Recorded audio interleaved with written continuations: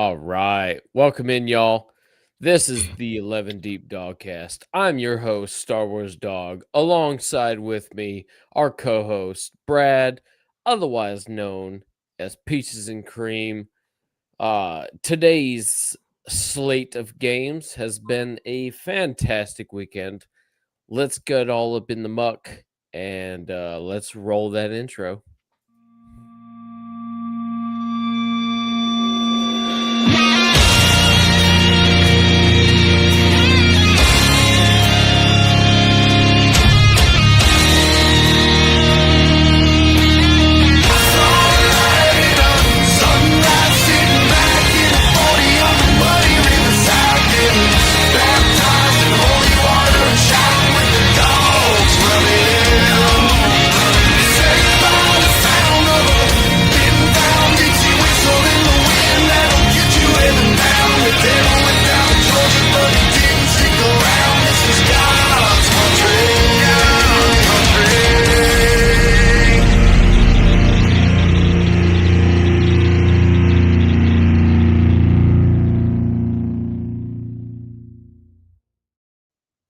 All right, let's go. We are back in action after the Ole Miss game.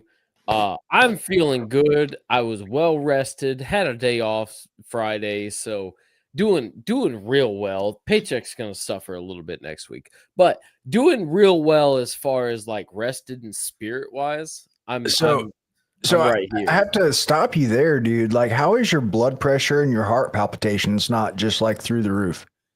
Because I As know far as everyone, all the other Georgia fans are like experiencing traumatic events internally.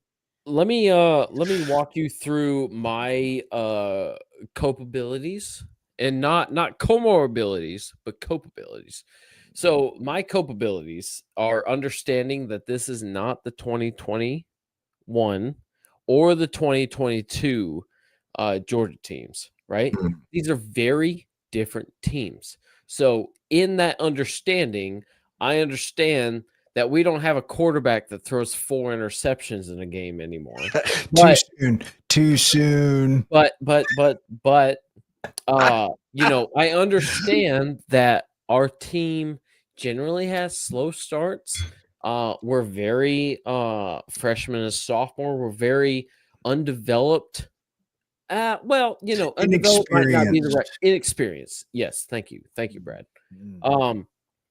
So there's a lot left to be desired, but and I joke constantly, and I was joking uh on Roast 60's call-in show last night, and basically saying I won't turn on the game until halftime because as Yeah, a they're not Georgia going to show up fan, till 5. Yeah. right, as a Georgia fan, that's probably not what we should. That's probably what we should do.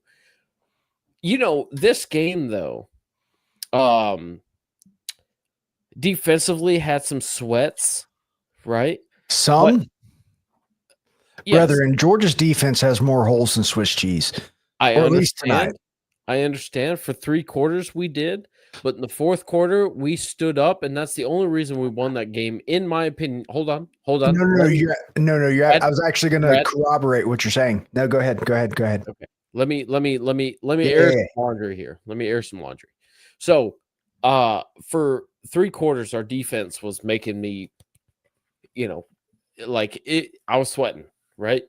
Um, and right at the very end, we fucking stood up. We forced 2 punts, and that was the make or break of the game. Because if we went tit for tat like we were the entire game, we uh, I think Georgia would have lost if we went tit for tat. But we forced 2 punts, and we scored on every single possession of this game offensively. Brett Mhm. Thorson hates this offense because he didn't get to see the field a single time tonight, right? Which we love as Georgia fans. Thank God. We could say slow start defensively for sure, and it took a while to settle in. Even after the first half, we still took a whole nother quarter to settle in until we could finally get a stop, right? But and I missed last week's show. Okay, I'm a little long-winded, but I assure you, Brad, you're gonna have your grace here. I Let list it out, brother. I missed last week's show, but from everything that I understand after rewatching the game and everything like that, um, I view this team as a heavyweight versus a bantamweight, right? So we could play a team that fucking dices us up like crazy in the first half. But then they run out of juice because we sat up there with our fucking guard up. We took every blow they fucking had. And guess what? Bitch, that ain't enough. Ooh, shit. Here comes a right cross. Here comes a left. Here comes an uppercut. And Georgia's brute strength and power and endurance perseveres. And Resiliency is the word. resiliency, yeah. And Yeah. that's what was shown against Auburn. I mean, we sat there and took it. We took all those body blows. We took every bit of what they had. We took the best game plan they could. But when any sign of adversity showed up in their face, they crumbled. And Georgia stood tall like heavyweight we are, and we just fucking glided across like there was zero effort to it. We just fucking waltzed our way across that finish line. Now, we fell short against Alabama. Mm, Did there's a couple plays mm. left on that field that players on our team want back. There's a couple of calls on that field that coaches on our team want back. Right? They would hindsight's 2020. They would like to do that differently, but they didn't. Uh on this regard, right quick, I will Caleb most likely will not. His cocks are not in a good place, and that is not a play on words. He is deep in the brown, if you know what I'm saying. Wrong hole. Wrong hole. Wrong hole. Pull up. Pull up. Yeah. Oh, But so no, I've so actually this team this year, I have conditioned myself to understand that the metrics that I used to measure this team by do not apply to this. They are absolutely. not applicable. That same standard in class, honestly, throughout college football, I think we will never see again. Well, we've talked about this on many a night. Is that the gap in between teams has definitely dwindled and shortened, and it's much closer Right. now. They wanted parity. They got There parity. it is. Yeah. So They I've got actually so to really corroborate what you're saying, I've got to walk back some of my statements from last week.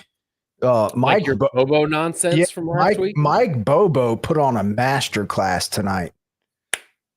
And hey, in my defense, again, I hate to defend myself, walking myself back, but you better.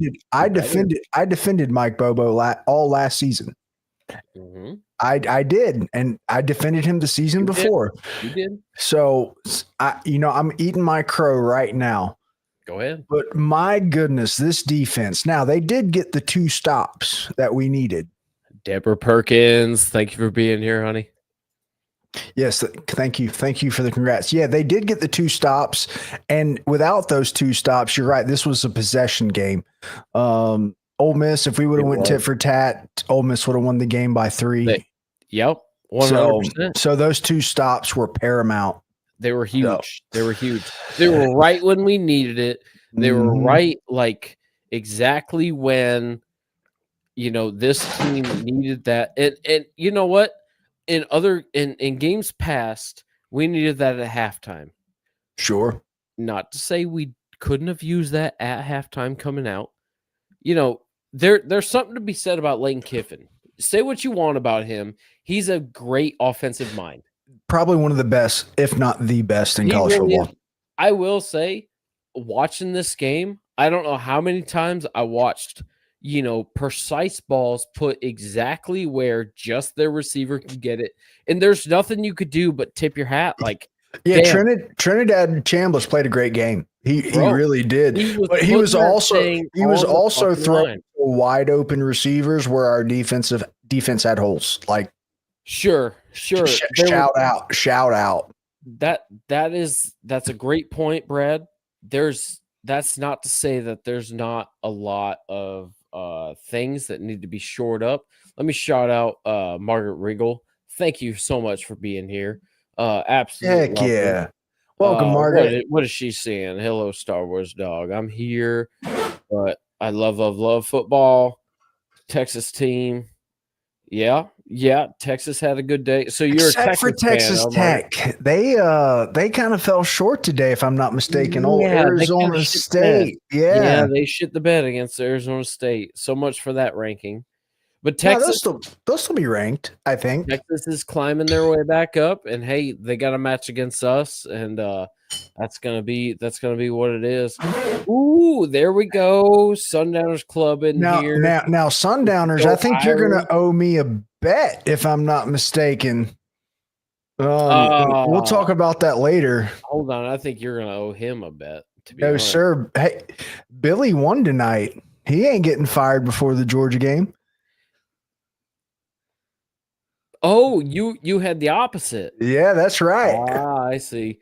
So Deborah Perkins, yes, ma'am. I am drinking from Old Forester Bottle and Bond. That's the 100 proof one. Good stuff. But what fun would it be? I gave Bobo his props. Now I got to talk a little bit of shit. Yeah. I don't know what it is, but why we put Cash Jones in critical conversion situations. Oh my God. Thank you so much. Like I love Cash Jones. Me too. I'm a Cash like he's a great blitz picker upper, great blocker. He's a great if you throw him out on a route, you know. Why is he a third down backer? Why? Well, like if he's third not long, like if he's not long, you're kidding me. If he's not going to block, like he should not be a little bit more melatonin in there. You should not melanin. It's not melatonin. It's melanin. Right. Yeah. No, I got you. We should not hand him the ball. We should not throw him on a screen. He should either block or go down the field. Those are his only two options. He block like a motherfucker. Right. And I just, I understand feeding the kid because he's paid his dues. Sure. He earned his ranks. Give him the ball on second down. Let's not give it to him on third. Even first, I would love to see him on. It would confuse everyone if you put him in on first down. Not on third. Not on third down. And then let's see what. You know what? I will say this. During the Alabama game, right? It was fourth down. Georgia was going for the touchdown for the win, right? And it was wide open. If that right tackle didn't fucking look like a New York Empire State turnstile. It wasn't even the right tackle. It was Cash Jones tripping over his own feet. No. Go back and watch. The right tackle turned sideways and let the defender right through. Okay. Yeah, he let him right through and he grabbed Cash Jones' ankles. So if it wasn't for that was Cash Jones streaking to the end zone, we would have been fucking throwing him flowers. Okay. So to be fair, okay. Assignment sound is very important, but also I love Cash. We have better backs. Yeah, McCray showed out. Why? Owens. The other guy. One that shall not be named. He is going to be because he had a good name. No. Nate Frazier didn't put the ball on the ground for 2 games in a row now. Okay. By the way, guys, he's talking about Little Nut. Little Nut must be injured. He's he's been kind of incognito for the past couple of weeks. But hey, when we get him back, we might get him back at the right time. So yeah. But what I'm saying, there's nothing like having a nut at the right time. We have so many good options at running back that on third and crucial down. I'm sorry, I love Cash Jones. He's not that dude. Dude. He's not. I'd rather you hand it to Dylan Bell, man. I'm sorry. Hey, you're talking shit about Dylan Bell. No, he has come out of the woodwork in the past 3 games. All due respect. I love due respect. All due All do. love Dylan Bell. He is a fucking powerhouse. He's a Swiss Army knife in our offense. Absolutely. He is. He can open a wine bottle. And then he can pop a beer bottle. He can pop a hole for you to shotgun a beer. He can do whatever the fuck you want him to do. He can even throw the ball. Sure. It might be a little overthrown, but he can throw the ball. Well, he got one against Michigan in the Orange Bowl in 2020, whatever year that was. I'm saying. Right. And then kind of the same edge, just lower on the sword. I don't want to talk about insurance guy knows Josh McCray. Oh, he's our hard-nosed, like tough yard backer. Yeah. That to me, he's 240 pounds at 6'1". That's our goal line. That's our goal line backer. If you want a hard 3 yards, you give it to that man. He will fucking drive the pile. Pause. All right, so the same edge of the sword, just a little bit lower down. I have never seen a quarterback who refuses to throw to wide open receivers like I've seen Gunnar Stockton do. Now, I get it. He doesn't trust the line, and for good reason. You know, but to what detriment? So, all in all, we won the game. And we got first down again, I said it's the same edge of the sword. Sure, it's. What do you want? Do you want risky play, or do you want drives that end in touchdowns? So I know Lawson Lucky showed out tonight, and he had 3 touchdowns, right? But he could Lawson. He probably could have had 5. Is that player of the game? Absolutely. Right? I don't know. Gunner, even though I'm talking smack on Gunner right now, Gunner played a hell of a game. He did. He put it. I mean, again, he didn't throw 4 interceptions tonight. So, and then if you really want to get into player of the game, Dalen Everett on both of those. I'm just saying on both of them. You mean the touchdown he gave up? Well, he also was responsible for both of the stops. So, what do you want? I want better than that. Hey, I don't want him to be the best we have because again, so we're on the other side of the sword, double-edged sword, just lower down on the blade right now. Ellis Robinson got absolutely screwed on pass interference calls tonight. One was warranted, but the other one very, very questionable.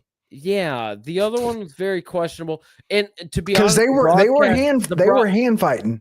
Yeah, but it wasn't like he was holding around. Maybe that was what it was. The broadcast didn't do a good job of showing me what that was.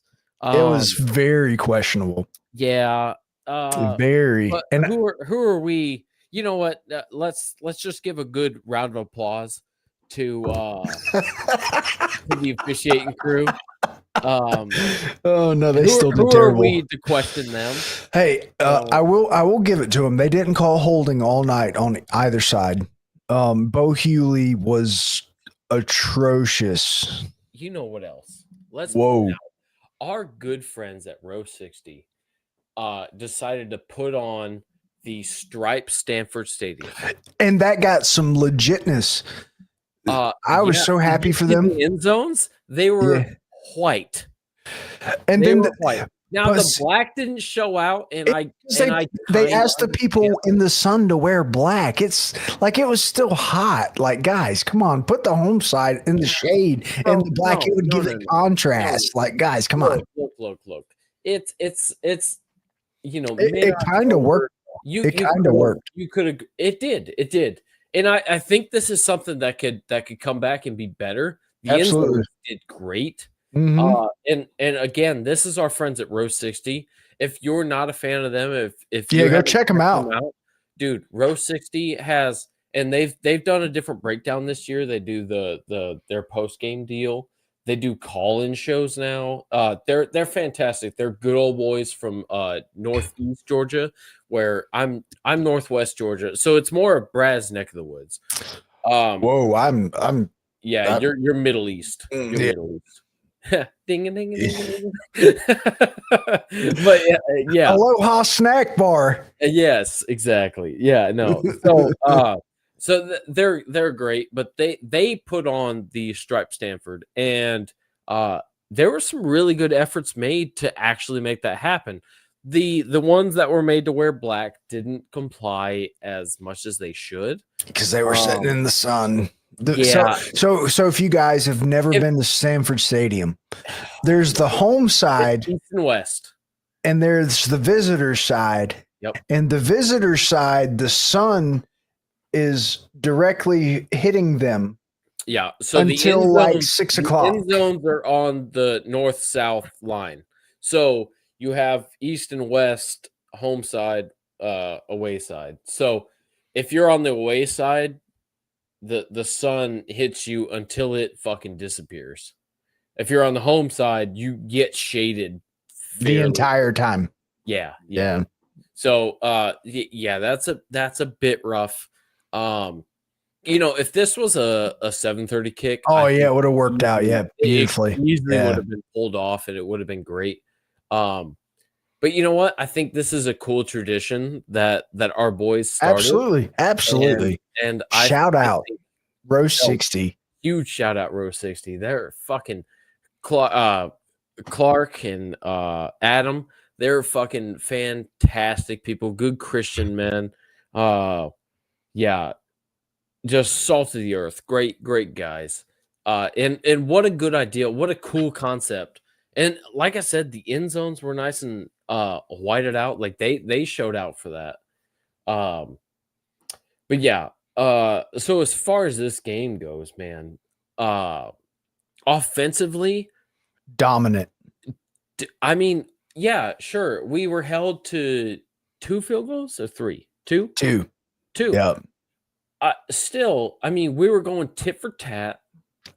We obviously, because of the field goals, we needed defensive stops, and we got it. And no turnovers, no interceptions, no fumbles, no fumbles. Almost one, but no, it worked out. Technically won, but it rolled out, right? Yeah. And no lost fumbles on the ground, and they recovered. Which, my God, what a world if we would have got that. I was very upset, not for reasons that are legitimate, but Georgia was due for a turnover this game. There were so many opportunities, not only the one that you're speaking about that got called back, but there was another one where CJ just Amazon, Jerry, Amazon. And then there like DeMello Jones almost had one. And then there was Chris Cole was in the backfield and almost strip sacked Trinidad. What's up, Matt? Hey, Matt, I quit watching. It was over in the half, before the half. I'm sorry. Love you. Yeah, it was rough.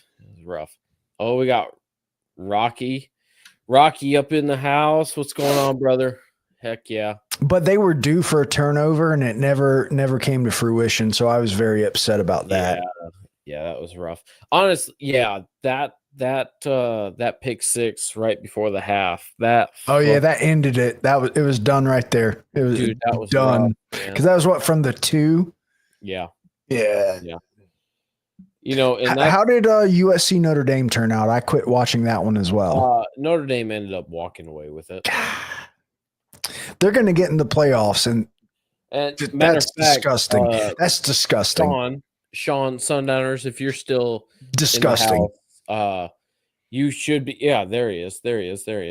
Hey, I should have sent you the link if you're in that chat. We'll bring you on here in a little bit. But yeah, I'd love to get a classic 11 deep with different perspectives around the conference and around the country. So please stand by for that. If you will, just jump in backstage here. But if you don't mind, you as well. I'm gonna while we're waiting on that, if you don't mind, I'm gonna wrap off my kind of thoughts of the game. No, please please. We're not done with the Georgia Ole Miss game, a hard fought game, and a great game to watch. So Georgia came into this game fired up. You could tell. Yeah. The defense, as has been mentioned, is young and inexperienced, but has resiliency. There something to be said about 3:30 instead of 7:30? No.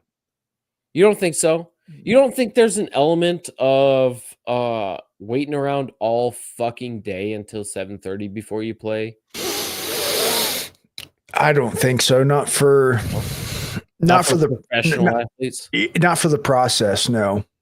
Okay. I know you're saying these teams are different, but the process is still the same.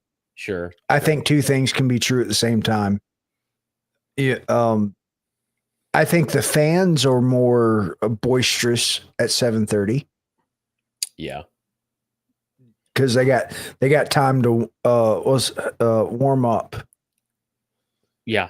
For sure. So I just can't help but feel like and I'll let you go after this, but I just kind of wanted to harp on this a little bit because I feel this a little bit because as much as the fans like us love a late night game, I can't imagine being a player and have to sit around until 7:30 and with all those pregame. You know, you and I play golf, right? Think about all the swing thoughts that go into your head. But when you can quell those and you can just shut the fuck up and play the game that you can play. Quit thinking. Just go. Right. Yeah.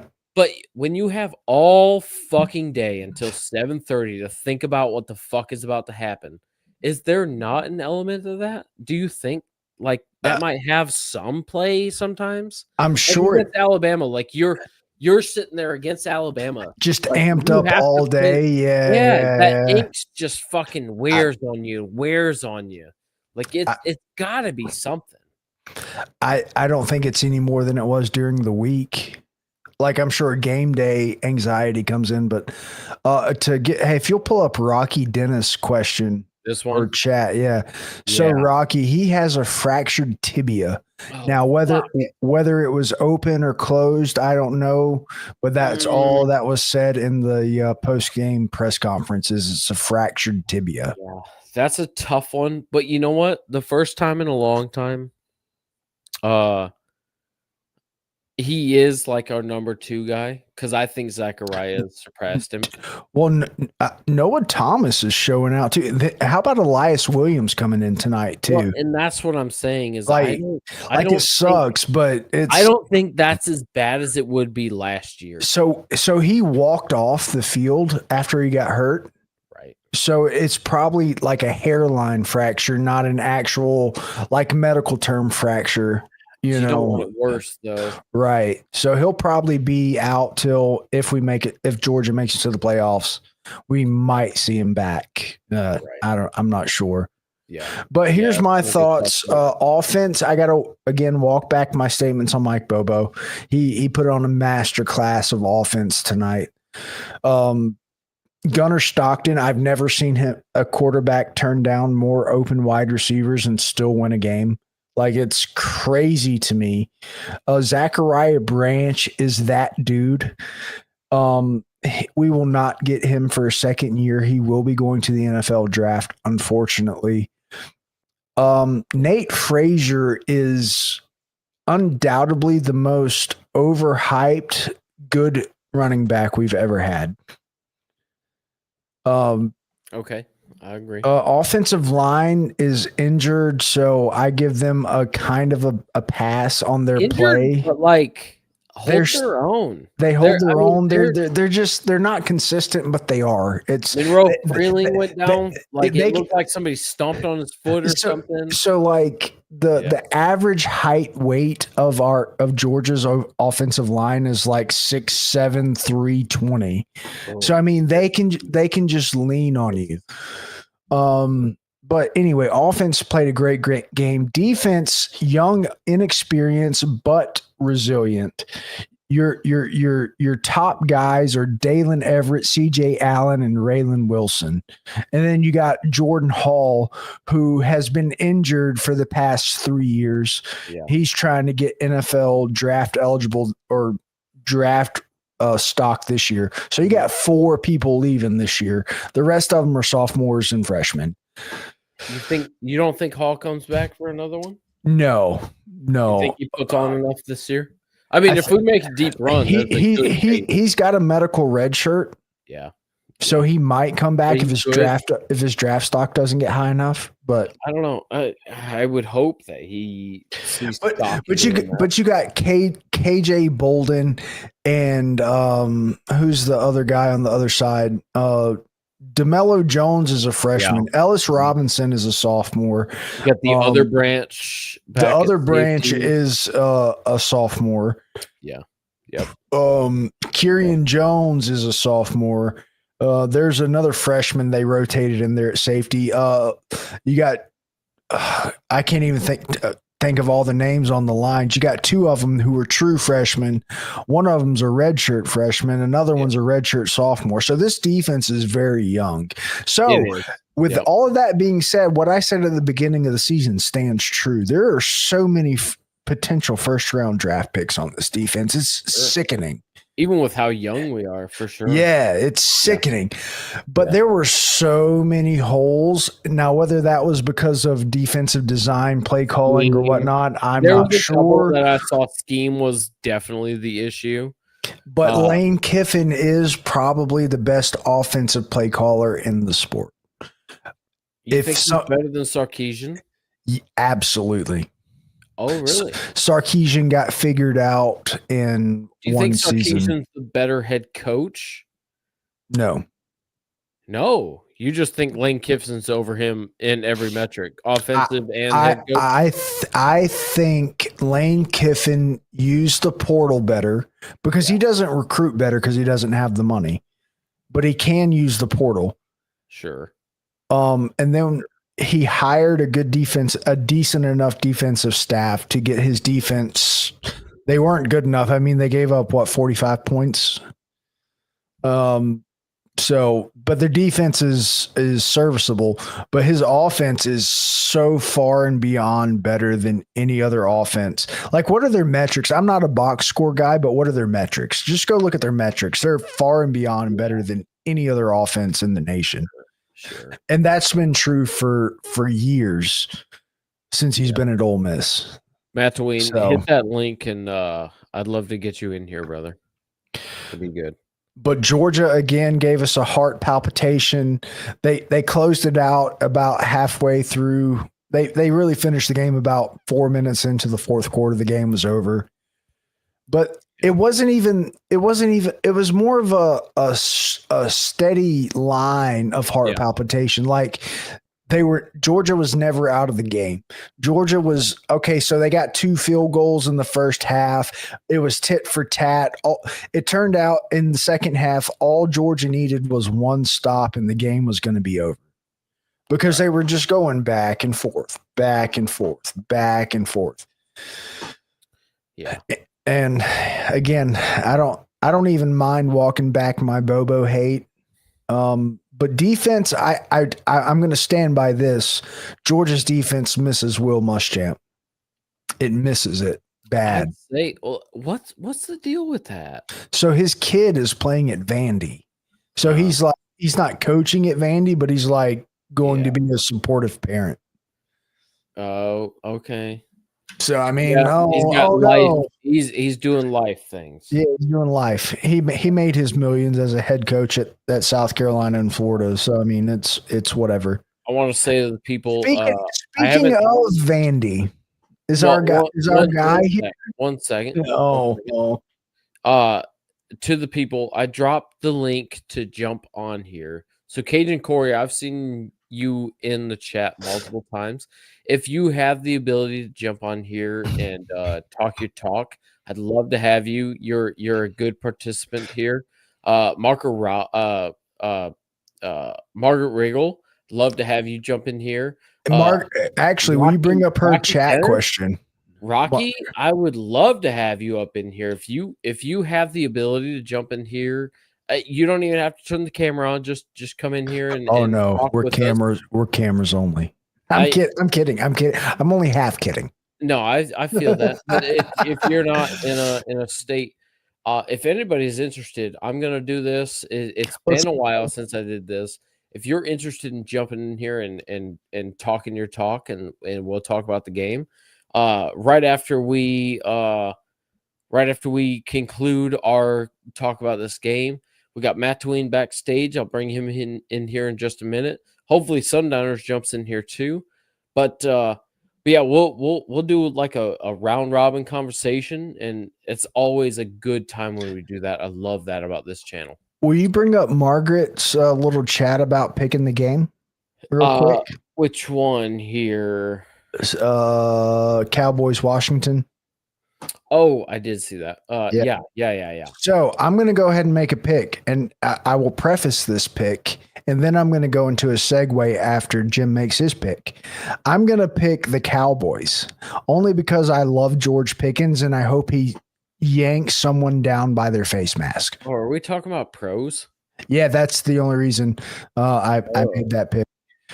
And speaking of, I'll go into my segue. So Noah, who's also in the chat, shout out. We went to the Bills-Falcons game Monday. Good shout out. And we had the best seats in the house, of course. Love that picture, by the way. And we went and we were going in. I don't even know what side. That's my first experience ever going to an NFL game. First time ever going to Mercedes-Benz. Yeah. And it was nothing but Bills fans. Right. And it was fantastic. It was unfortunate the Bills lost, but, it is what it is. Had a great time. Oh, I got a beer. Actually, I bought 2 beer, fries, and something else. And it only cost me like $22. It was, and we're talking the 24-ounce beer. Like it was fantastic. Very nice. Fantastic. Very nice. But yeah, I'm picking the Cowboys against Washington. Who do they got? Kyler Murray, and who's he throwing to? They got Kyler Murray now. I don't know. Yeah, I don't I'm gonna plead the fifth here. I don't give a flying fuck about the NFL. So apologies. You like what you like. I don't. I could give a fuck less. So Brad, how do you feel like how we covered this game wise? I mean, are you talking point spread, or are you talking about you and me covering the game? I mean, you and I conversation about the game. So, again, my big takeaways are Cash Jones, 3rd down, 4th down, bad. Sure. Gunnar Stockton, not throw open receiver. Yeah. Bobo masterclass. Glenn Schumann, bad defensive coordinator. I'm with you on the last part. Glenn Schumann, great linebacker, great linebacker coach, bad defensive coordinator. Yeah. On the good side, I will say I'm with you. I think Bobo did a pretty good clinic on this team. And defensively, we stood up when we needed to. Overall, a fun game to watch. It was that was one of the best games all day. If you didn't already adjust your metric like I have, a little more stressful than what you would like as a Dogs fan. But I think this is a new age Georgia team, right? And that requires a new age inner self awareness, right? So we can't get all fucking, oh my God, we allowed a touchdown. Guess what? This isn't 2021 anymore. We allow first downs now. Okay? Like that's what we do. Okay? But do we have the grit? Do we have the tenacity to finish the game on top? And so far, 7 times out of 1, we have that grit and that tenacity. Okay? And that one, I'm not going to get into it. Yeah. Sure. Yeah, I'm not going to get into it again. Okay. We can go into a segment about SEC officiating if you want to, because again, they freaking threw up They with threw hard guests. like round hole square peg all night tonight. Sure. Yeah. Right. Well, hey, let's bring in some guests. So let's bring in Matt Tween. I see you're muted. Unmute when you're ready. Let's bring in Sundowners. Sean, how you doing tonight, brother? Hey guys, what's going on? What's up, dude? What's up, man? How about that Notre Dame offense tonight, huh? Hey, congratulations to Touchdown Jesus getting a win over USC Junior. Yeah, they're kind of like Georgia. They start slow and they're like a different team in the second half. Like I don't. Sure. Their defense is actually good though. Yeah. Notre Dame's defense is really good. Yeah, a little inconsistent, right? But I'm kind of adjusting, just like you guys probably are too. The college has changed, right? It's a different age. It's 40 to 35 ball games. You know, like you're not gonna play a top 20 team and beat them 30-3. Like it's just not gonna happen. And so it comes down to what you guys had tonight, which Notre Dame had to do the same thing. Is you got to get 3 or 4 stops, and you got to take advantage of it. And that's what Alabama did. The score was not indicative of how close the Alabama game was. They're on the freaking 1 yard line and throw a pick six for 99 yards, and instead of 16-14 at halftime, it's 23-7. Yeah. And Sean, on that note, let's bring in Matt Tween. Matt Tween, what are your thoughts on that right there? The way the first half ended with that pick six, man. My heart broke. Yeah, that pretty much kind of sealed the deal, I think. Yes, sir. Bad call, even worse ball placement. I think even if he threw it in the right place and caught it, he may not have even fallen into the end zone. So I think Heupel, he's a little bit of a victim. He's a victim of his own tendencies to hurry up and call a play. Yep. And not, maybe that's the way they're trained. It's wild. Think quickly and move, but they're not really getting it done. I mean, they're not really executing, and that's why they're penalized so much as well. Right.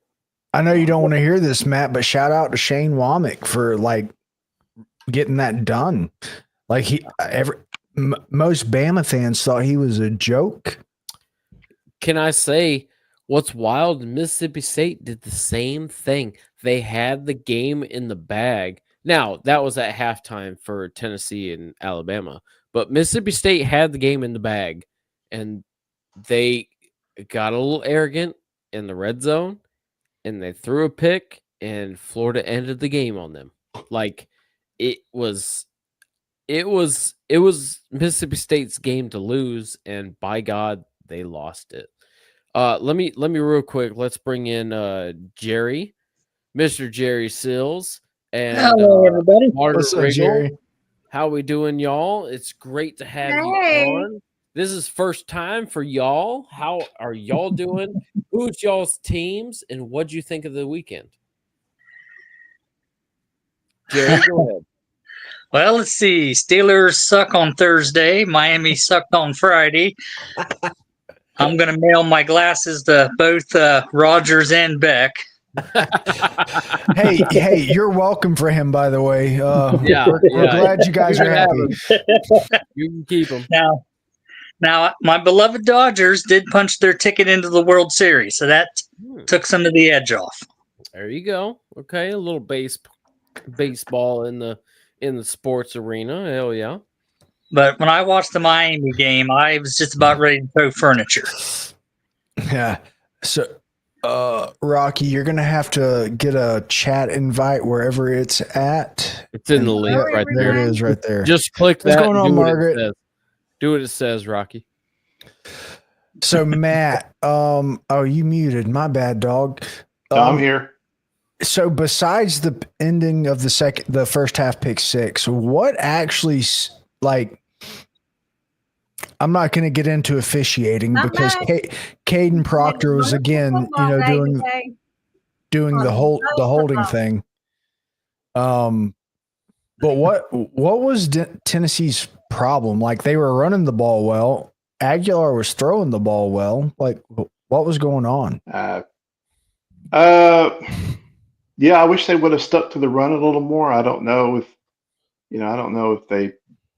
why the play calling was what it was or why it changed. But I think the big problem with Tennessee, number one, is their defense is just porous. It's just terrible. Mm-hmm. And despite all that, we're one missed field goal away from being 11-1. It's just it's a new era, like you said earlier, Jim. Everybody's going to get their points most weeks anymore. It's not it's not going to be a defensive battle unless you're, Texas in Lexington on a Saturday night, apparently. Too soon. Too soon.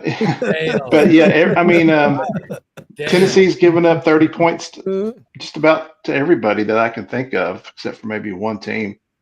So UAB maybe, but that was like 26 points. So that's a problem, is if our offense isn't clicking right. And that's what Heupel does. He did it when he was at UCF. He was one of the most penalized teams in the league, especially on offense. And that's because you hurry up and you make mistakes. And there's no discipline there. And I think when Golish was there, the offensive coordinator, we did a little bit better job at it. So I don't know. That's just what we are. We could go undefeated the rest of the way, or we could drop 2 more games. We could lose to Oklahoma and Florida easily. Sure.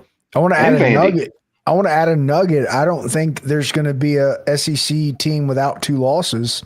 And Absolutely not. No. I stand on my bet. Whoever wants to take it, look me right in the eyes. It's going to come down to a coin flip in a Love's parking lot. Whoever wins the SEC or who's going to the SEC championship this year, whoever wants to take that bet. Sundowners. Now, how is Notre Dame? Vandy's in contention for that, by the way. There's 10 teams in contention. Yeah. 10. Vandy's right up there with it.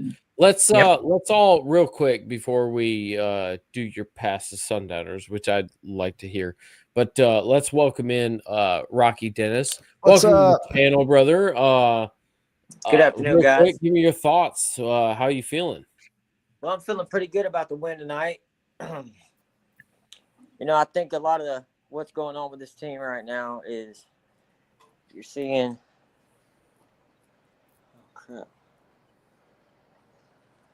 We hear you. Go ahead, buddy. You getting feedback on YouTube or something? Uh-oh.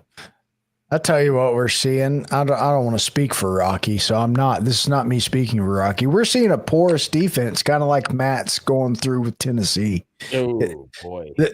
I was talking shit about Bobo and the offense. It's really not the offense. It's frustrating to watch Georgia's offense, but this defense is just like, whoa.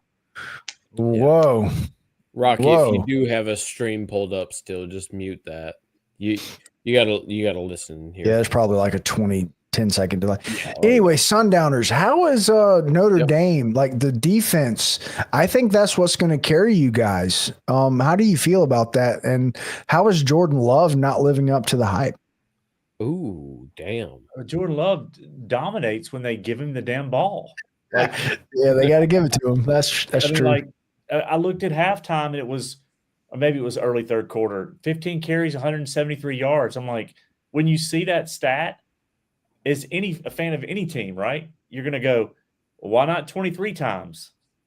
Like, right. Like I don't understand how, and I saw Bishop tonight for Tennessee. Like, man, when you got your guys that are dominating, right. I mean, I don't like it when they switch it up on 2nd down and 2 and they decide to get cute and throw, just go to your bread and butter, man. And I don't know. I mean, I'm glad they won tonight because USC was ranked. That was a big win. It was a big win. They needed it, and they needed some teams to lose, even though it's still midway through the season. But they needed some of those teams to lose so that they could move up.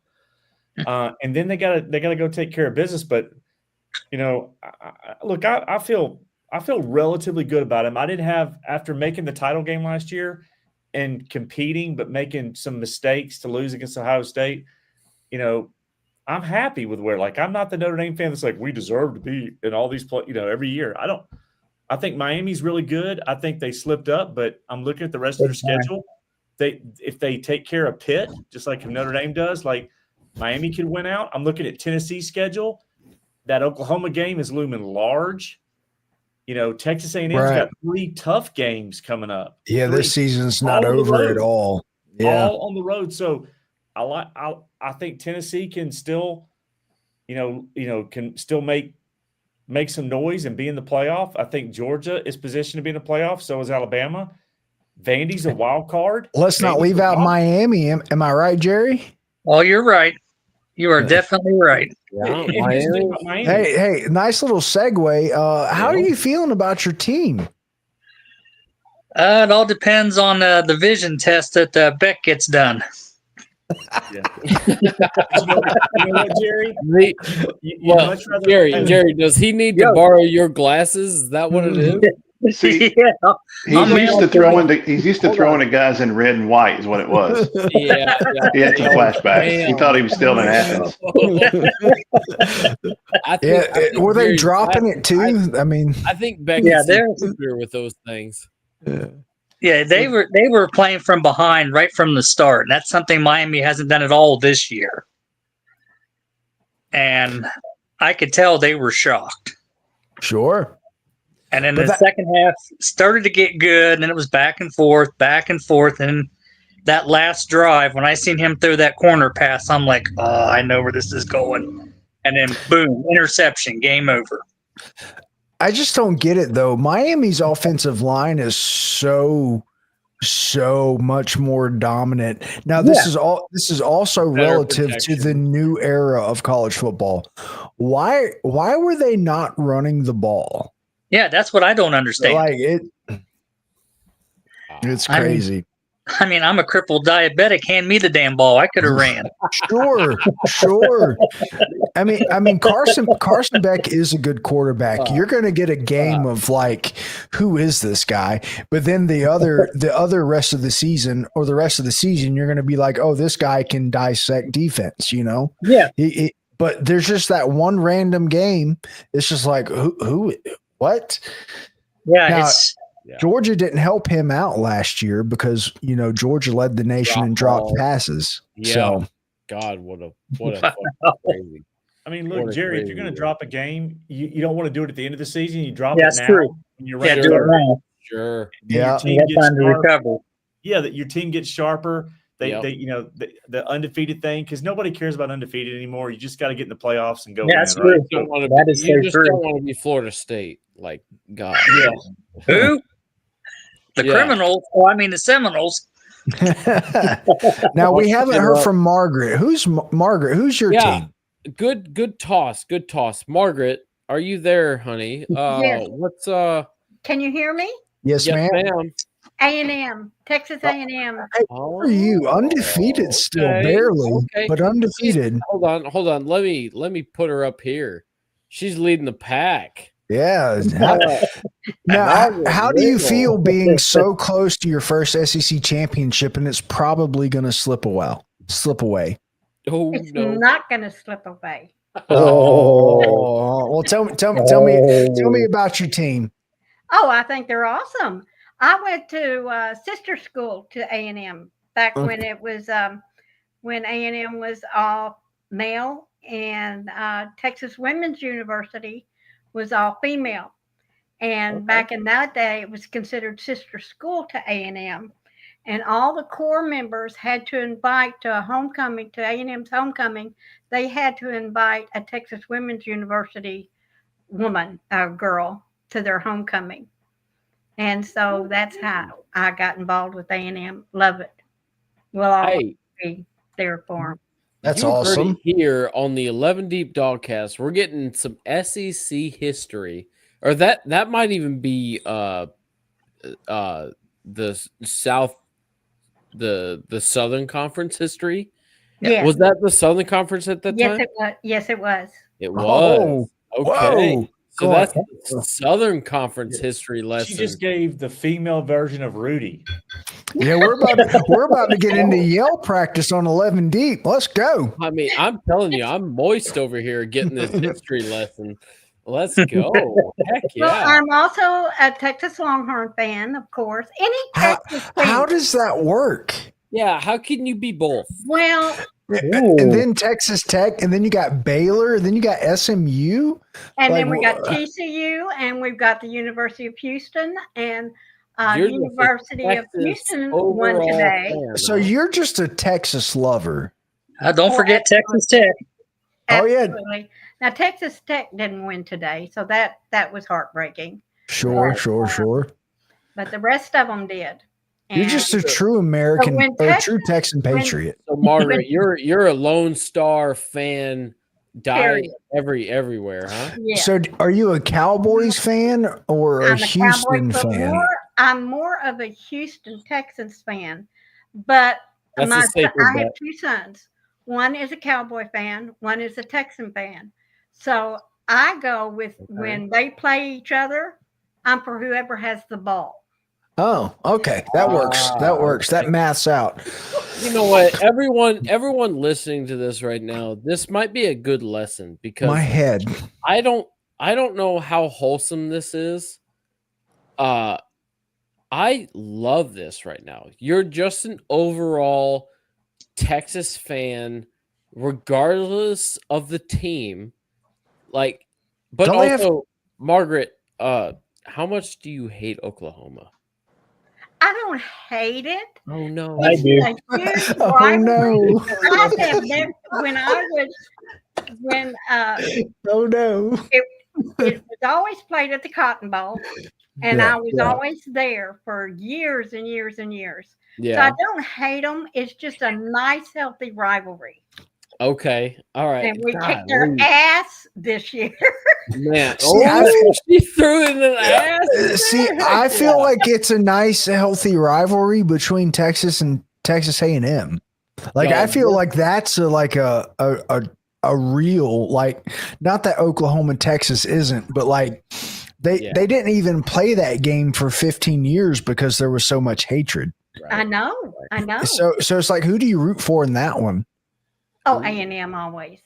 So the foundation is A&M. That's what we're getting right here.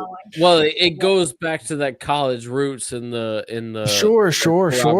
There. Okay, I love that. You know what? Everybody can do. I mean, I'm gonna tell you right now. I feel like I should have a slice of apple pie in front of me because the like wholesomeness that I am feeling right now with Margaret's like feeling of I mean, how many of us feel that way about the SEC, right? Man, like, you can't not love the SEC. Right. So that's kind of the brotherhood. Now, I have a little bit of like I love to see our enemies like suffer. Flounder. Yeah. Flounder, suffer, like Florida suffering is kind of like the best thing ever. I'll get my fucking I'll get a little evil laugh on that thing, you know. But overall, well, I couldn't Margaret, you're setting a good example of just you know, well, my grandfather played pro football. My father played for the University of Michigan. My brother played, I forget which school he played for. I haven't talked to him in years. My first boyfriend in high school played football. I mean, both my boys were varsity football, 5A varsity football players. Yeah. So it's in my blood. I just, if I could play, I would. In fact, when I was about 9, 10 years old, I was the only girl on our neighborhood football team till my father said I couldn't do it anymore. Oh goodness. Man, you should have kicked for Vandy for a couple years ago. So I think we got Rocky back in here. Rocky, give us your summary of today's game. Margaret, also, that was fantastic. Thank you. Sorry about earlier, guys. I lost. No, you're good. You're good. So, I guess my synopsis of today's game is kind of the synopsis for, at least for me, with the way the whole season has gone. And now, of course, everybody knows that you would love to be able to watch your team go out and dominate on offense, dominate on defense, week in and week out. That's cool, and that's the sign of what some people would call an elite team.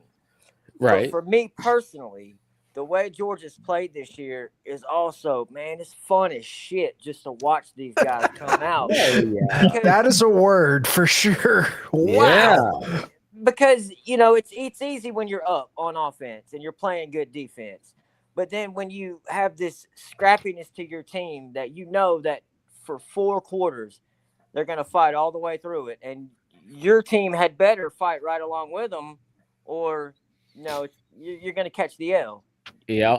I can respect that. Yeah. To me, this team is fun to watch. You've got somebody like Gunnar Stockton, who everybody gets pissed off because, on television and in the booths and whatnot, I wouldn't say see him missing wide open receivers. Yeah. But then you watch some of the ball placement and some of the shit that he does in the passing game, and it's just like, okay, all right. So I have to push back a little bit there. I have to push back, but I hear what you're saying. I hear what you're saying. Go ahead, Rocky. I muted him.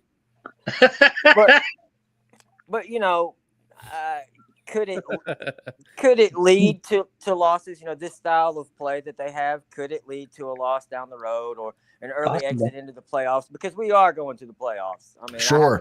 I have no doubt about that. Hell yeah. How far we'll go, I don't know. But from what I understand, from what I'm seeing, Gunner's the guy when Gunner needs to be the guy. Absolutely. The defense, when it needs to step up, when it absolutely has to step up, it does. It does. I'm not one of these guys, and I'm not going to be this guy, but I am going to say we only lost to Alabama by 3. That one. You damn right. That one missed wide open touchdown in the receiver's hand. It was one of the things that made a difference. Or Cash Jones on 4th down. Nate Frazier putting the ball on the ground. Or the extra 4 players in striped jerseys on the field. I'm going to mute you again. Oh, there's Kansas City ref. Bobo isn't responsible for who Gunner throws the ball to. You can call a play all day long. Yep. But, your players have to execute. So a lot of the Bobo hate, I don't know what to do with all that. I do understand where Brad is coming from, where you are coming from. There was definitely a Oscar Delp that would have been a 100% touchdown throw. We're sitting back watching the replay. Yeah, we get to see a different perspective. Right. So he had checkdowns. All in all, he got the first down, right? So and the game continued. We never had to punt. But yeah, if he would have saw that and if he would have thrown that, it would have been an easy touchdown. It's a sickness I have to cure myself of, is being result driven. Right. For whatever reason, he did not see that. So there's gonna be some stuff left on the table. Right. And I will say, for the lack of offensive line play that we've had this year, the O-line did a pretty damn good job today. Yeah, no sacks, right? 0 sacks. Yeah. Gunner didn't seem like he didn't seem like he was running for his life as much as in previous games. He did get out of the pocket I say quite a few, but he did get out of the pocket a few times where it was like, what are you doing, bro? But again, different perspectives. So watching the Tennessee game when their quarterback would get flushed, there was multiple times that I was like, tuck it, go, like go. Like, now is your go point.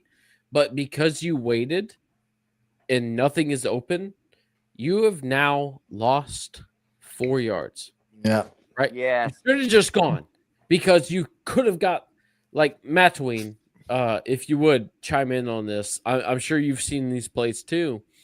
Like, you had the opportunity in the space to go ahead and progress the ball with the quarterback ball in hand, go, and instead you throw it away or you take a tackle for loss outside the pocket. And I watched that like 3 or 4 times tonight, and I was like you missed your window. Like you should have just fucking hit it and gone. And maybe that's not who your quarterback is. What do you think, Matt? Yeah, that's I can't remember who was the old NFL coach. It was Tom Moore or somebody. It's like if you count to 3 and you haven't thrown you got to throw the ball away or you got to run. Yeah. 1, 2, 3, throw it away. You got about that. You got 3 seconds. If you don't have one progression read to go to, you need to find you a hole and run. Yep. And Joey does that, but sometimes a little too aggressively, because if he goes down, we're really screwed. And he got really banged up tonight, but he did do something tonight that he hasn't done all year. He slid several times. I saw that. Yeah, which is smart. It's smart, but he's already. I mean, he landed on the ball last weekend and probably bruised his ribs, and now he's got a neck injury. And the other player landed on top of his back tonight. So I wish he could have done it a little bit more. Yeah, you're right. We could have got some extra yardage, but he kind of extended the play. Sure. Which is not like Nico. Nico would he'd do a 1 count, then he would run. Right. Yeah. Or overthrow the wide open receiver. Yeah.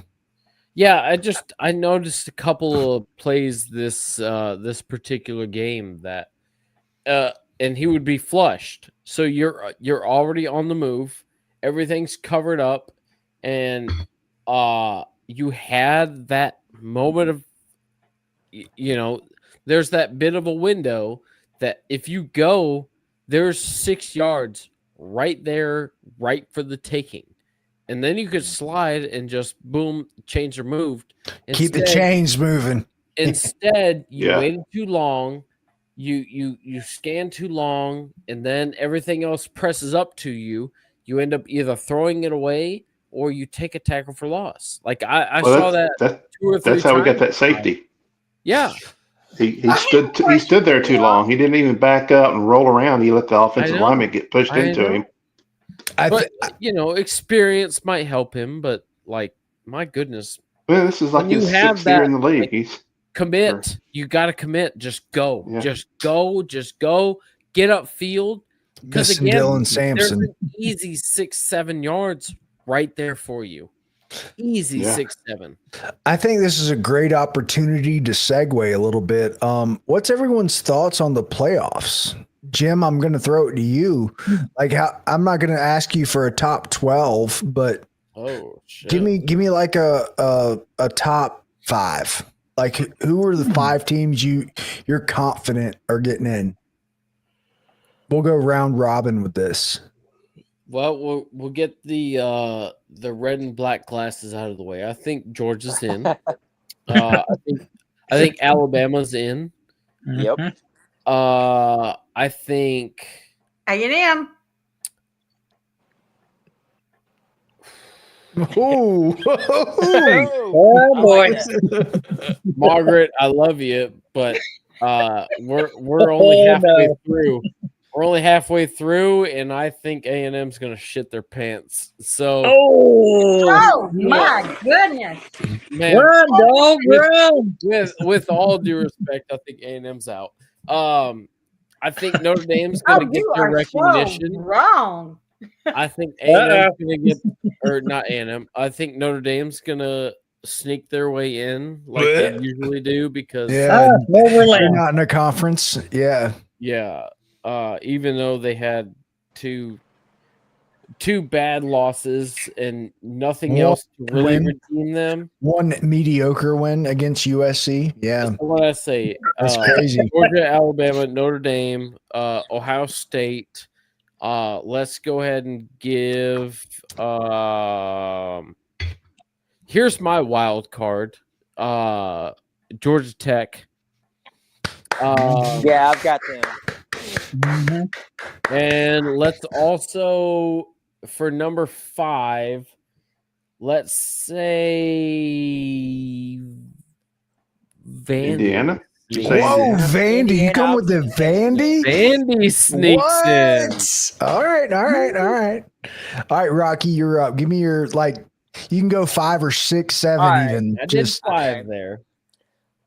I would have to say Oregon, Ohio State. Amen, brethren. I want to say Miami, but Miami closes out the season with Miami ain't gonna be ranked games. at the end of the year. Yeah, so Oregon, Ohio State, Indiana, Georgia. You threw Indiana in. Yeah, I think they get in. Okay. That's very possible. I think Alabama gets in as well. As much as I hate to say it. Sure. No, I get it. Yeah, it's likely. All right, Matt. So, wait, no, he's got 2 more. My bad, Rocky. I'll probably say Georgia Tech gets in. Okay. And Notre Dame. All right. Solid. All right, Matt, you're up. Top 5 to 7. Playoff locks. Yeah. Whatever you're feeling, don't worry about a number. Just whoever you're thinking is like a kind of a lock. See you, Nero. Ohio State's a lock. Sure. Oregon's a lock. Notre Dame's a lock. Well, yeah, Notre Dame. I haven't seen Notre Dame's schedule, but I don't see them. It's not great. They play Helen Keller School of Deaf and Blind for the rest of the season. Yeah. Never say never unless it's Kentucky until it's tonight. But still, I love it's the SEC, man. Yeah. Had to take another dig at the Longhorns. Sorry. Yeah. Anyway, so Notre Dame, Oregon, Ohio State, Georgia, I think will get in there for sure. Alabama, I don't see them. Okay. Alabama could still lose to Auburn and still get in. Absolutely. Even if Hugh Freeze isn't there. Hugh Freeze may be getting a pink slip tomorrow morning. I think so. Before Sunday school. They lose today? Yeah. Yeah, they lost in overtime, but it was their game to lose. I mean, they had it. Missouri.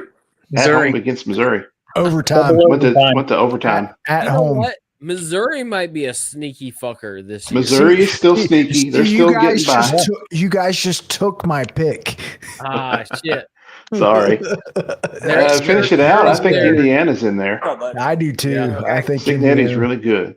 Okay. Whatever he's doing up there, kind of wish we could get a little bit of that at Knoxville. A little pizzazz. A little piece of that action. Hey, just Google me. One more I'll throw in there. Yeah. Gosh. Like your wild card. Who's your wild card?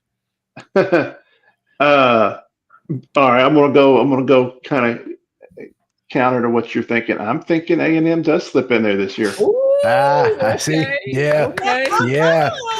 Okay. All right, Sundowners, you're up. Top 5 locks and wild card. Sean? Okay, let me remove Notre Dame because I'm a fan of Notre Dame. So let's remove that. No. If you think they're getting in the conversation, give it. So yeah, I'll just put them to the side because they won't be top 5 or 6. But Ohio State, lock. Indiana, lock. I think Georgia Tech is I think they're going. They're absolutely a lock at this point. They went out, but they lose to Georgia. I don't think that hurts them. Doesn't matter. Doesn't even matter. Yep. Yeah.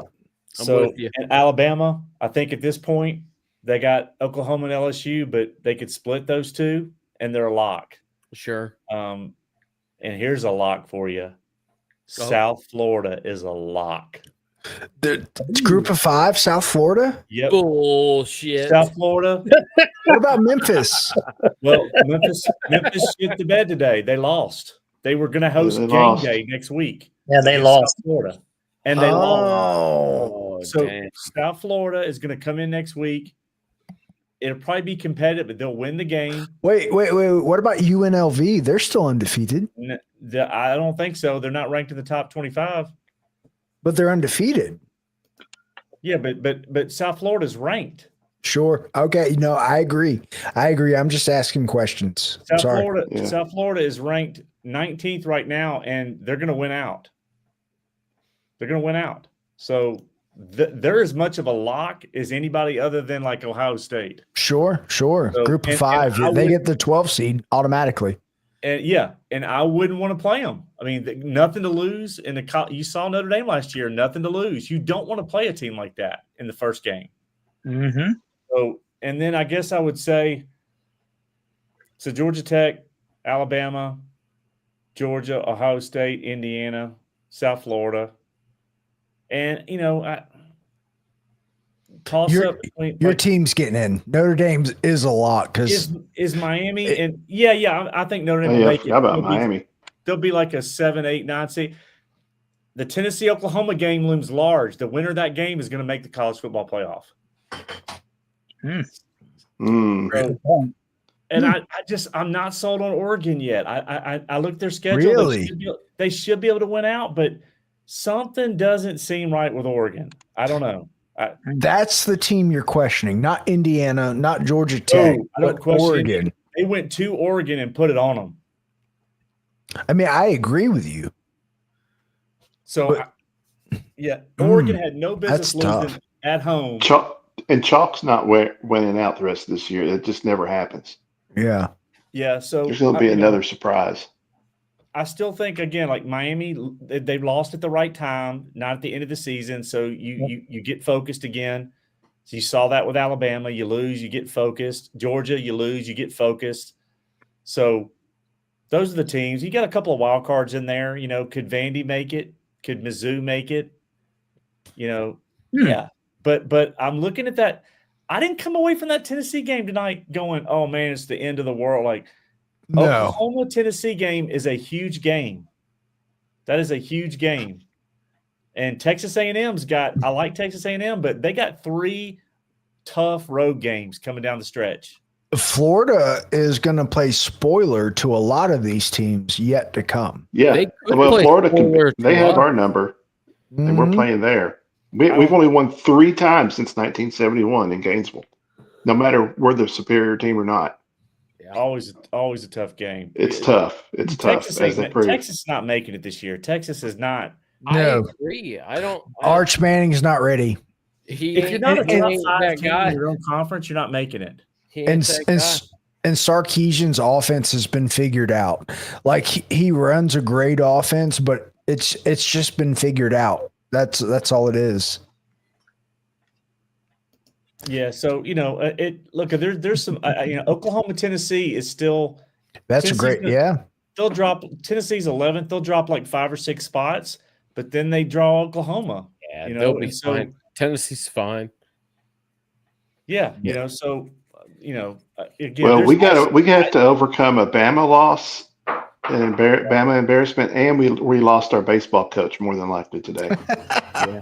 So we were dismayed before the kickoff. Yeah. Oh, goodness. Here's the thing I want to ask the SEC guys, and maybe even Jerry around Miami. Like, if you're top 7 or top 8, in the rankings, so you're in, right? And do you want to play in your conference championship game? Or do you absolutely not. Yeah. Conference game means absolutely zero, and it's more of a hurt than a help. Hey, correct. Guess what? It hurt Georgia last year, and it helped Notre Dame. Absolutely, it did. Sure did. Especially if you're a 2-loss team. I've spoken this on this show since the beginning of the season. I'm sorry, Matt, I didn't mean to cut you off, but I've spoken this since the beginning of the season. Georgia does not need to play in a conference championship if they want to win the national championship. No, let there be a tiebreaker. According to Kirby, but yeah, act all upset when you lose the tiebreaker and another team makes your conference title game and you get that week off and you go right to the playoffs. So Brad, if Tennessee, if it comes down to Tennessee winning the coin toss to get into the championship, I say we say flip again. Absolutely, flip again. Because we haven't won a coin toss all year. Hey, we need to count those chads or whatever. We need to. Can you flip it again? I think it may be on the side. Yeah. Best out of 3. Come on. So on the group of 5 deal, Memphis, if they had won today, they were going to have game day in Memphis next week with South Florida. Yeah. They're on the 1-yard line with like less than a minute to go in the game to tie, to go to overtime. They're on the 1-yard line, 1st and goal. 2 penalties that backed them up to the 15. Oh, and my they lost. God. All right, Margaret, I think you're up. Well, who's your top 5 or who's your 5 locks for the playoffs? Yeah. A&M. Okay. A&M, we got that. What was your first guess? I think Ohio State. Mm-hmm. Sure. Let me think here. What I've seen, Indiana. Okay. I'm hoping Texas Tech can get up there. You know what? I actually believe in Texas Tech. Interesting. The Big 12, I think they're going to win the Big 12. So you think with that loss today, it doesn't matter. It doesn't mean anything. It doesn't matter. Sure. Different age. And I'd It's a like different to see, age. and I think Ole Miss has a chance. I don't think you're wrong, Margaret, at all. Well, thank you. Because Margaret, what's your Big wild 10 card though? Yeah, one random team. What do you got? Who's Random your wild team? card? Yeah, wild card. Mine's Vandy. Who's your wild card? My wild card would be Oklahoma. Oh, ooh, that. Well, Mateer is playing a hell of a season. Margaret, Ole Miss is at Oklahoma next week.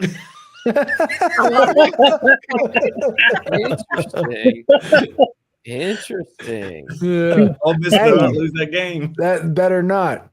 Better not. All right, Jerry. You don't have Georgia on the radar at all, huh, Margaret? Well, it's just. I don't know why. I just don't. Jim, to be fair, there's 12 and we asked for 5. True. Yeah, that's what's prevalent to her. That's totally fair. And I dismiss the Texas teams myself. So the retribution is perfectly even. So we're great. We're great. Okay. She didn't even say we were going to shit the bed like I said that her team was. So if anything, she has the moral high ground and I don't. So Okay. All right, Jerry. Yeah. Tell us about Miami and how they're getting in the playoffs and your other 4 teams. Well, as soon as Carson Beck gets my glasses and he learns how to throw. Hey, do you have that, Jim? Do you have that one meme of what's his name? The movie. God, I can't even think of it right now. Pedro for president. Napoleon Dynamite. Dynamite. Yeah. No, I don't have that one. Or Sid but the I've Sloth. Got this. If you refer to the top corner over there. Top corner. Yeah, there we go. Timmy. All right. Anyway, sorry. I didn't mean to interrupt you, Jerry. Go ahead. It's all right, Brad. Now, if Miami can pull it together and get to the ACC title game, the only team that scares me is Georgia Tech. Because Georgia Tech has had Miami's number the last few years. Yeah. And Georgia Tech is tough. They're solid, and they've gotten better. Yeah. I mean, like I said, this is all ifs, but now my biggest lock, I hate to say it because I'm in Ohio when Ohio State's got it. Sure. Pains me to say it because I hate the Buckeyes. Yep. 2, I would have to say Indiana. Yeah. Georgia's in. Bama's in. Okay. Notre Dame is in. That's okay.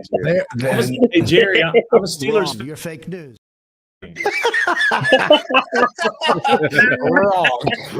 Wrong. Hey, Jerry. Go. I'm a Steelers fan, so you can bag on Notre Dame. I'll still like you. Well, I mean, I've been a Miami fan 40 years now.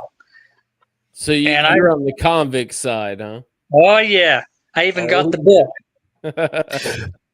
Yeah, because I remember watching the game when they beat up Notre Dame 58-7, and that's what started the feud between Notre Dame and Miami. Sure. Yeah. And then, of course, what I call the game in 1988 when they played in Notre Dame, the wrong team won, but it was still a hell of a game.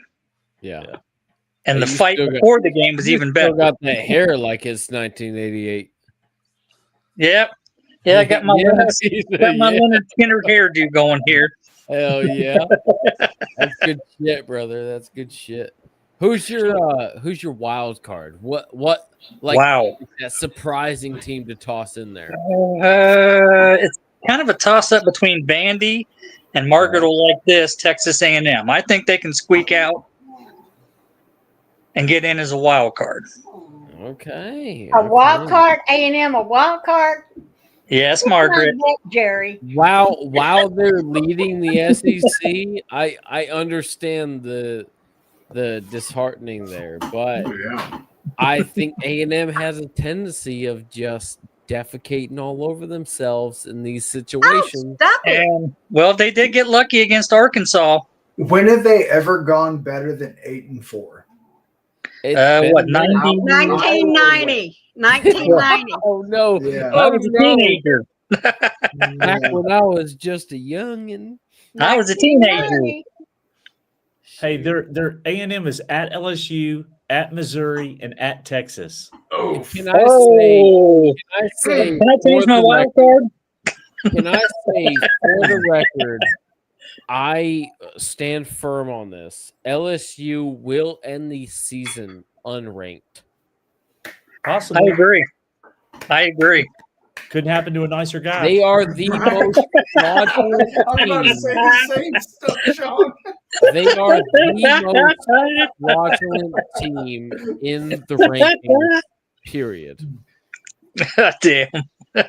No, man. LSU is bad. Yeah. Bad. They're And not. Vandy beating them today. I watched that game. Hey, quit shitting on Vandy was supposed to beat them, and they beat them handily. Yes, So- Vandy is a good team. LSU is just mid. They're not a bad team. They're just mid. They have brand recognition. That's why they were ranked where they are ranked. Absolutely. The And rankings don't matter till next week. They will not be ranked by the end of the season, guaranteed. They are going to the Pop-Tart Bowl, cash it. Put that in the bank. Man, that's a good bowl. Don't knock the Pop-Tart Bowl. I thought That's the best bowl going on. That's a good one. Hey, they got A&M at home, at Oklahoma, at Bama. So they're losing 2 of the 3 of those games. They're done. No, they're not. They're done. Does anybody want to bet? What you got, Margaret? What you got, Margaret? Margaret? Owes me, what was it, $25? Hold on, Margaret's got a bet here. What you got, Margaret? What you got? A&M's going to take it. I'm telling y'all. Take what? A&M's going to take it. Who? What? To the SEC championship? They're going to be number 1. Oh, No, shoot. Number 1 in Texas? Number 1 win. I was gonna say, you playing Nintendo, Margaret? In the conference or in the country? Yeah. The country, darling. Oh, you think they're gonna win it all? What? Oh, make you want to kick a fat kid at Kmart. You know what I'm saying? Praise God, baby. All right, Margaret, I will take your bet, but here are the rules. If Texas A&M ends up being number 1, that means they win the national championship. Right. Right. I will take that bet, and I will say that they don't even make it to the first round of the playoffs. Oh, shame on you. I will take that Witness. bet. Now, we have witnesses. What do you want to stake on this bet? Ooh. T-shirts. T-shirts. Yeah. Y'all have to wear Guys, Texas A&M T-shirt. All right. And if I win, you got to wear a Georgia T-shirt. All right. I'll do it. Shucks. Are we talking like one Saturday or like every Saturday? I said, hold up. Wait a minute. Something ain't right. Nice. How about that? I'll take that bet. I will take it. I got witnesses here. I will take it. I will wear if Texas A&M doesn't win the national championship game. Damn. No. I don't want to say it that way. if Texas A&M wins the national championship game, I will wear a Texas A&M T-shirt every Saturday. I will wear a T-shirt and a hat for the first 4 shows of the 11 Deep podcast next year. Well, what if Georgia doesn't win our Texas A&M? What do we do then? That wasn't the bet. That's a wash. That's a wash. That wasn't the bet. There. That's a wash. Be wearing Miami. Well, Jerry, let's not get carried away. I think my predictions are already on the transfer internet. Down there. Yeah, my predictions are already on the internet. Georgia's going to lose in the second round of the playoffs. You heard it here first. Well, Deep Texas A&M's going to take it all the way. Damn. All right, so I'll take that bet. All right. When they don't win, I'm going to send you. We'll get so you don't have to put it over everything. I'll get your address and I'm going to send you a shirt. Okay, darling. And you better wear it every Saturday. Can we all? You're going to walk around Lubbock, Texas in your Georgia shirt. And you're going to be like, well, you know, them dogs is hell. Them dogs. No, I'll tell the truth. I lost a freaking bet. Okay. He's a stupid son of a bitch. Oh, goodness. But I will take your bet. Can we have a moment of silence in chat for our good friend of the channel, Caleb, King's Advisors? His Cox today got stomped by the Sooners. Little chickens. Just the wrong hole, man. Yeah. The game chickens. What an absolute My shame. wild card beat them. Yeah. Oklahoma got him. Yeah. The announcer said they were limp cocks. They were very flaccid. They were very flaccid today. God, I love football. The poor little fellas. They couldn't get up for the game. They couldn't get up. It was... Oh man, you killed Brad with that one. You know what? I will say what'll turn a good cock real flaccid is what can be unburdened by what has been. That'll just limp you. I know. I don't want to see that. Record, they just couldn't get up, huh? They couldn't get up for the game. Yeah, they came out strong, but couldn't finish. Well, it's kind of like Auburn last week. They blew their load too fast. Damn. That was the same. You know, Hugh Freeze has had that problem before. He had it with that massage therapist. Oh my God. I'm glad you got the joke. Oh my God. Wow. Matt, let's do a hard pivot. Matt, how do you see the rest of Tennessee's season going? What are you thinking about for your next game? Well, we got Oklahoma next, I believe, and that's going to be very difficult, even though it's in Knoxville, where we have a better winning record. But except I still think Tennessee has one more loss somewhere. Where? And it's either going to be Florida. At Florida, yeah. At Florida, or it'll be next weekend. No. They closed the season. They closed the season against Vandy. And we still got Vandy and Johnny Manziel wannabe down there at Timu. Johnny Manziel, they got. Yeah. No offense. He's not even Timu. He's Amazon Prime Manziel. Yeah. He's next day deliver. In his own mind, he's Tim Tebow. Tim Manziel is what he is. His mind. Tim Manziel. Tim Manziel. You heard it here first on 11 Deep. Yeah, he is a legend in his own mind. Well, but yeah, I mean, no, I would not be surprised if we lost 2 of those 3 SEC games. Kentucky at Lexington at night is always just a thorn in our side. So you got to throw that one in. I mean, look at Texas. Look at Texas. I mean, Texas is a prime example. Yeah. I mean, look at Georgia last season. Yeah. It's a trap. That's one of them trap kind of things. Kentucky, I mean, they're ready to. I mean, they can't afford to fire their guy up there, Stoops. I mean, Matt, But, I really want to gauge you right here. Do you honestly believe me when I say that the SEC is going to come down to a coin flip? No, I do. I think for that second, there's going to be one clear leader, and then after that, I think whoever is next, it's going to be get in line and get your point. Now Tennessee's out. Tennessee is out. We've lost to Bama and Georgia. Unless things just get really crazy with you guys and Bama, tis the SEC. It's not going to come down to us. Because Bama's got road games. Georgia has still got to go on the road to play Mississippi State. Yep. Who's the other one? We got to play Texas. Florida. Still. We got to play Florida. We got to play Florida. Let's see who A&M's got. What the 3 road games we've already discussed ad nauseum. Yeah. Ole Miss has still got to play Alabama on the road. They got to play Vandy, if I'm not mistaken. Yeah. Yep. And like I said, Chalk's not going to win out. No. For any of, I mean, Texas. I don't think Texas is going to be a problem for anybody. I don't know Texas. So we as Georgia fans hate Texas because they like to throw trash on the field. Yeah. Well, they are the trash on the field. So, well, exactly. They learned that from us. With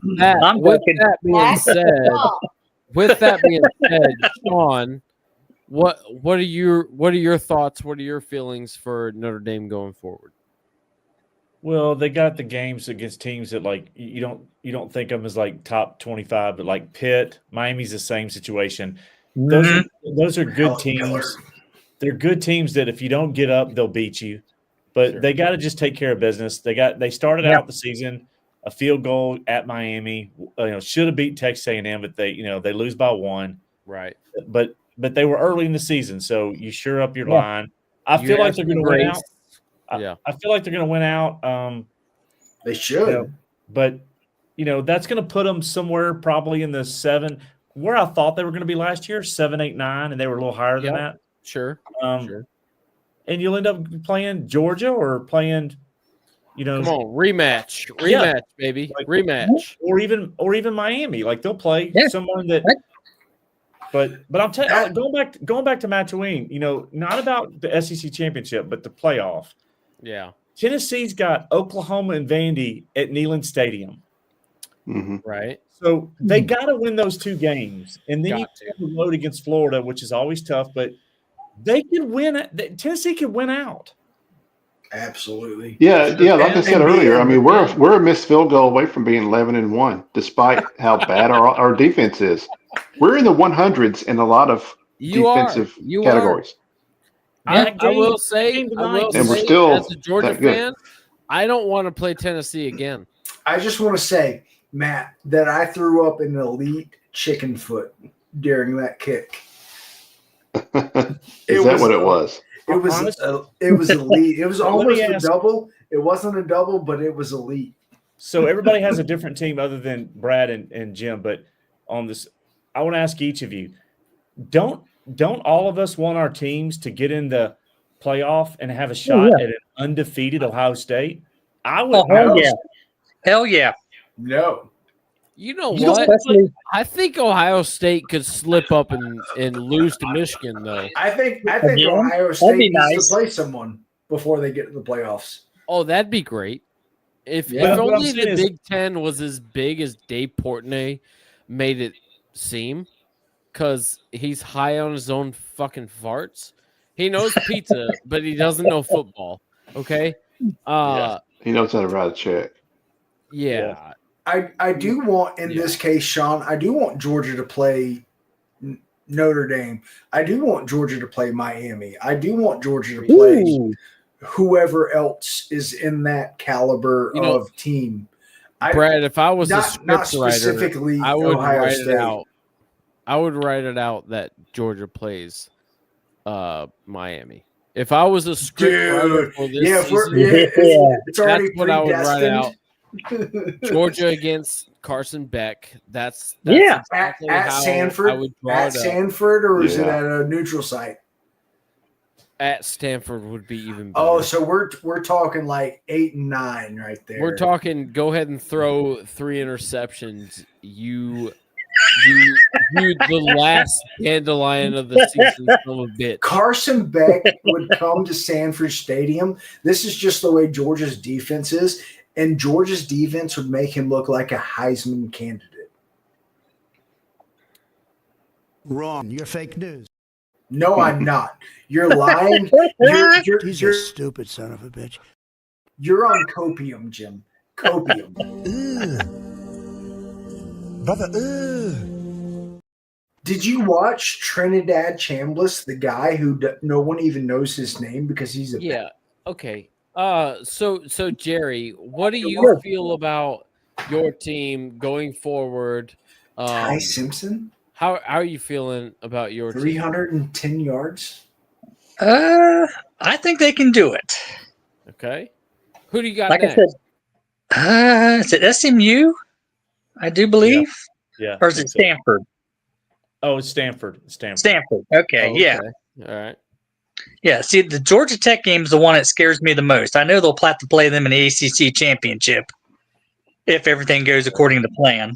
And of course, for me, the ultimate Miami and Ohio State national title rematch from the 2003 national title game ripoff.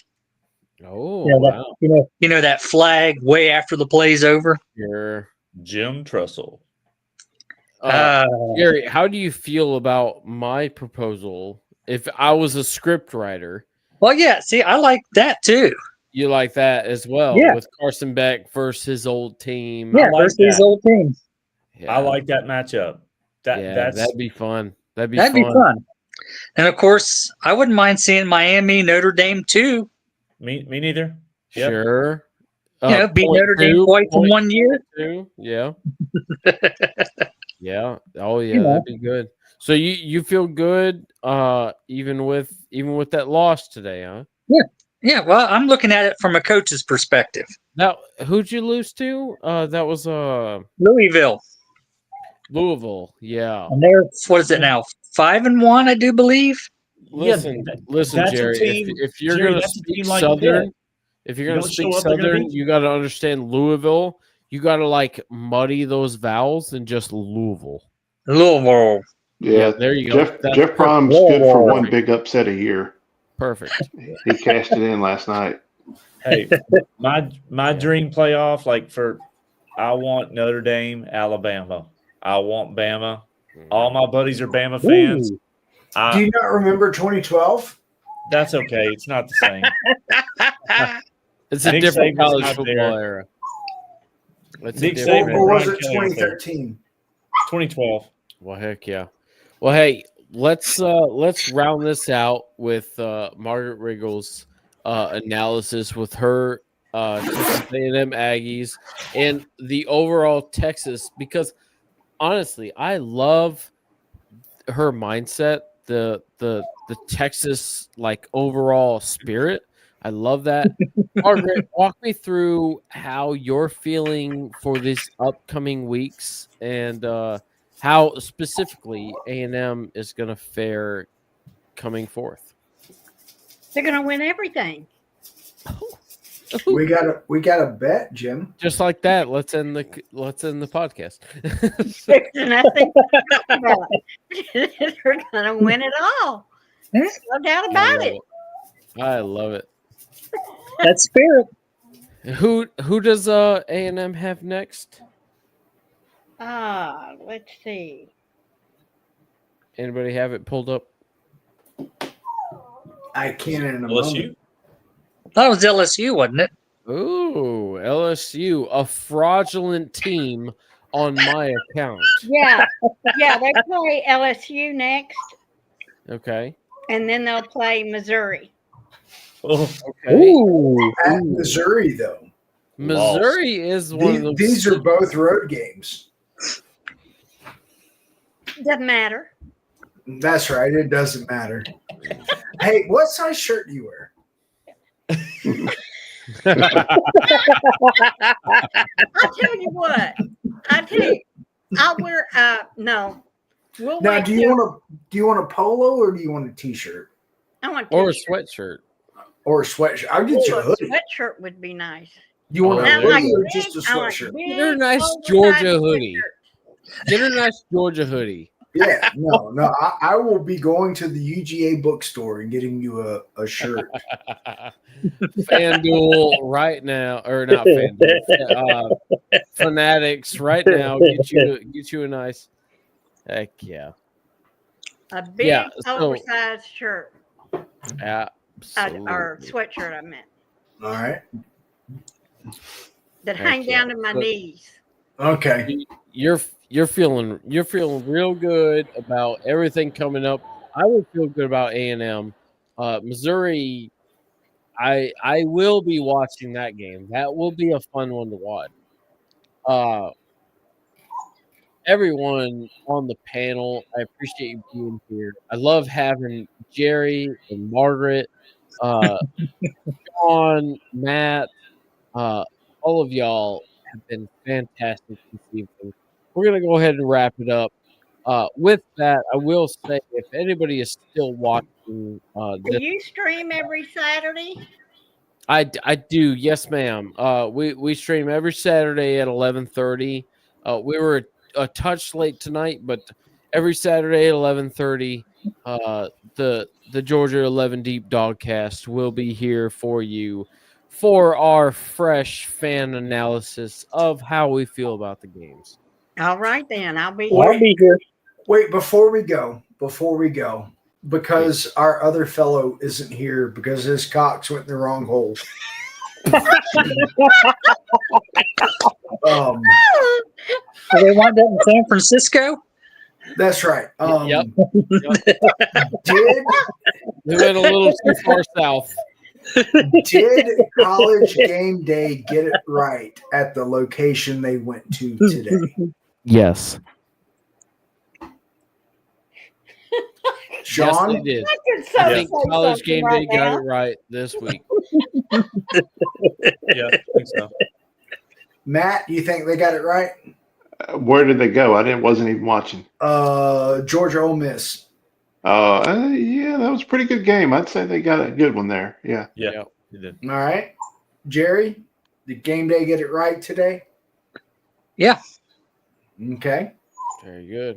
Margaret, did Game Day get it right? Do you watch Game Day? I haven't.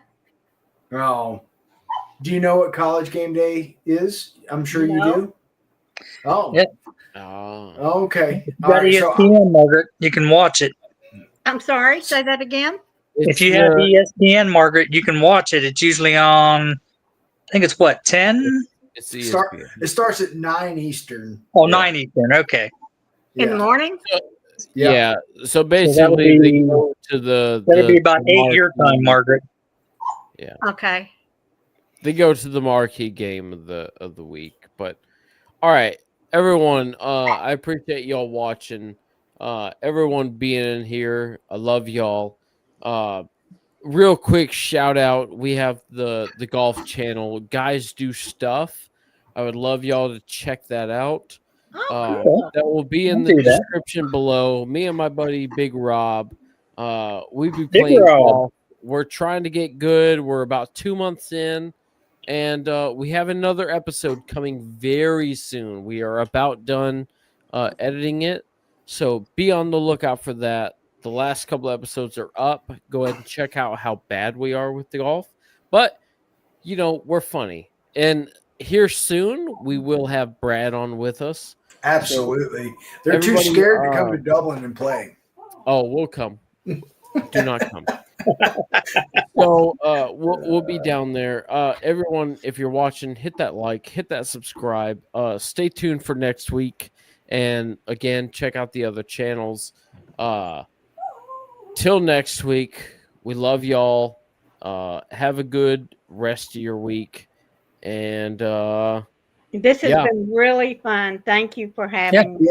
Yeah, thank you guys for coming on. Thank you, Margaret. Be sure to show up the next 3 weeks. I will do that. I need your shirt size, by the way. I'm gonna send us off with how Caleb feels, and let's just soak this in.